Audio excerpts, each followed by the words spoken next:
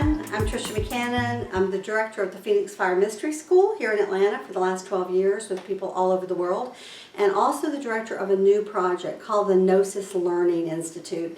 And we're just starting to get this set up online, but it's an institute dedicated to teaching something called whole brain thinking. What's whole brain thinking?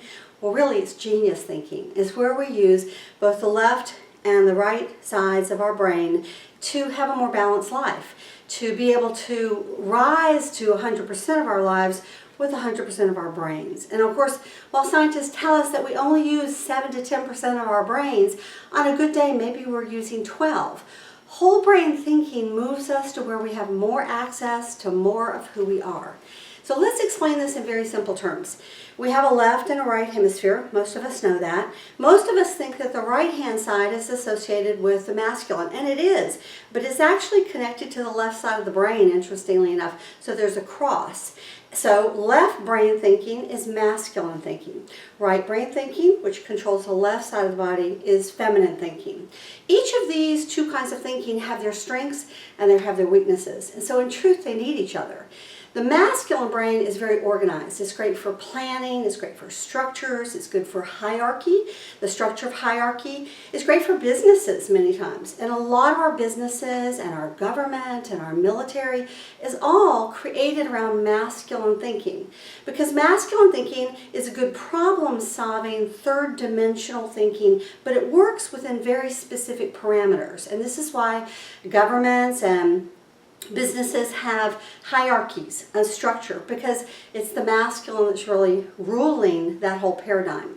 And there are good things about it, as I've said, but of course if you go too far to the masculine, what do you have? You have a control-oriented society, a caste society in many ways.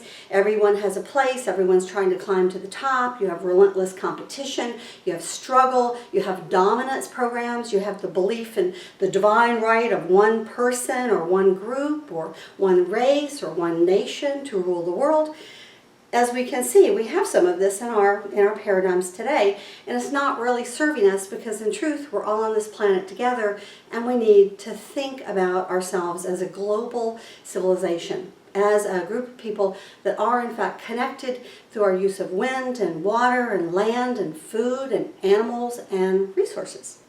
So we can see it has strengths and weaknesses. So when we look at the feminine brain, we have a whole different thing. We have a creative brain. We have a brain that thinks outside the box.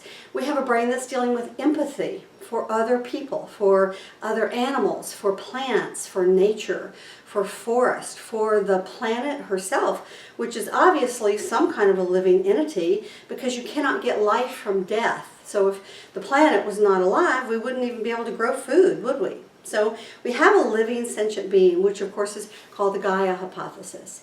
So right brain thinking, feminine thinking, also teaches connectivity, the ability to communicate better, the ability to truly listen, intelligent listening skills. When we listen to one another, we begin to understand one another. So it teaches connectivity. It teaches a more emotional connection. It opens up our intuition.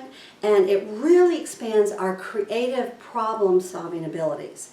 So communication, teamwork, intelligent listening, connectability, emotional intelligence, these are all the hallmarks of feminine thinking. However, the feminine without the masculine is not any more balanced than the masculine without the feminine. If you're a high creative, and many of us know high creatives, I mean I'm one, and the person doing this video is actually one of those people.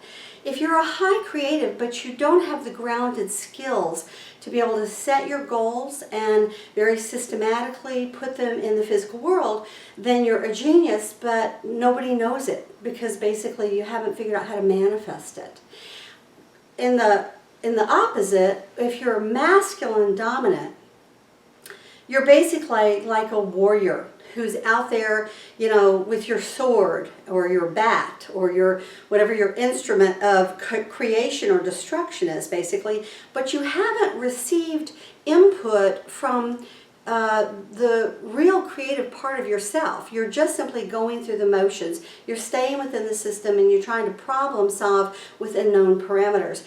And this is one of the problems that's happening with our beautiful veterans, our men and women who have volunteered and literally laid their lives on the line, not only in America, but in every country of the world.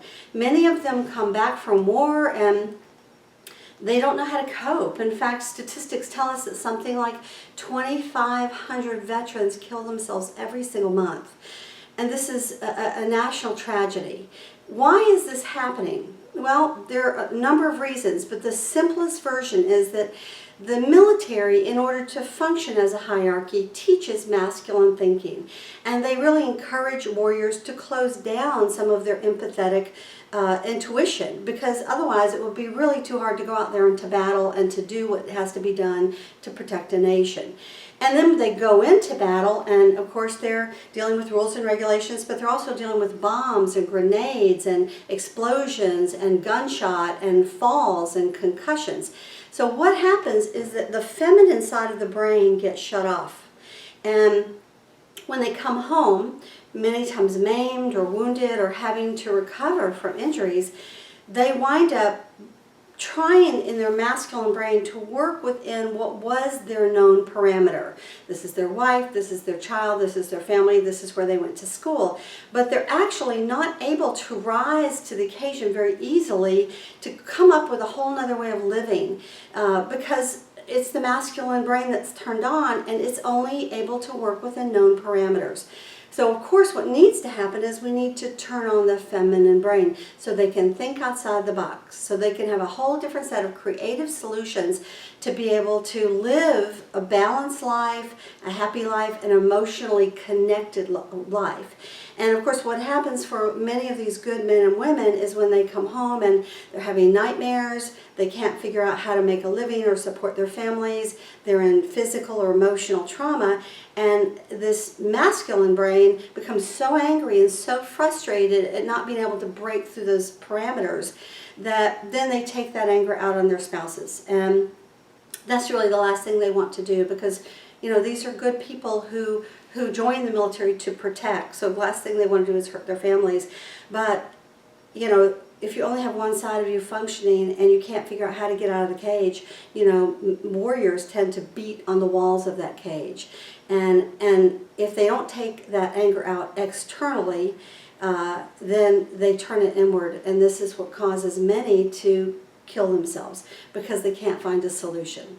So whole brain thinking, this is just one example of how, by beginning to open up both sides of our brain and balance both sides of us, we can not only, even if you don't even get around to genius thinking, you can live a more joyful, happy, balanced, emotionally connected life, a more creative life, and a life that allows you to manifest your dreams and to go forward with joy, giving and receiving masculine and feminine energies in a more holistic way. So this is just a little encapsulation as an introduction to whole brain thinking, and we'll continue this conversation where I'm going to show you some actual physical exercises, simple exercises that you can do. Takes 1 minute to do them. You can do them 2 or 3 times a day until you are sure that your whole brain is turned on.